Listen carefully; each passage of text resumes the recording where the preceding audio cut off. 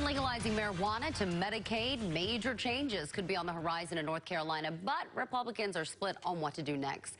Good evening, I'm Angela Taylor. I'm Rod Carter. Thanks so much for joining. So in the final days of the legislative session, lawmakers could hurry to make some changes, or they could push them off for another year. CBS 17's Michael Hyland is live for us tonight in Raleigh. Michael.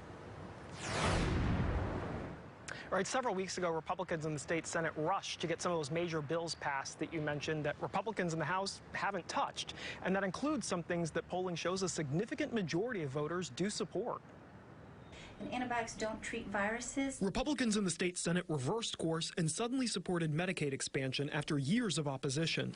Then they passed a bill to legalize medical marijuana. House Bill 755 is passed. They also pushed through a controversial bill dealing with parents' rights in education and how LGBTQ issues are taught. But the response by the Republicans in the House has been the same. Not no, not yes, but not now. I think they ought to take the bills up.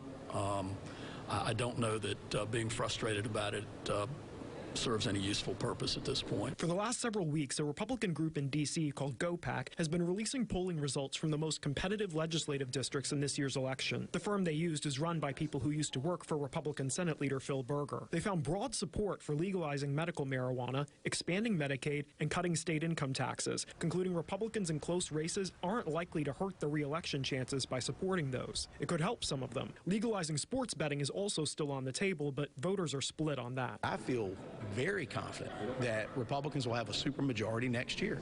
And when I say next year, we're talking 6 months from now, that we'll be back in session.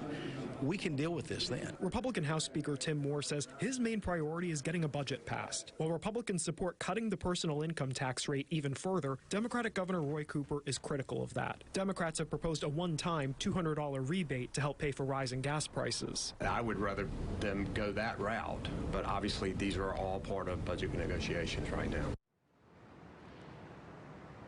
Republicans plan to meet with Governor Cooper first before making the details of their proposed budget plan public, but they do plan to pass that budget next week. Live in Raleigh, Michael Hyland, CBS 17 News. All right, Michael, we'll see. Thank you.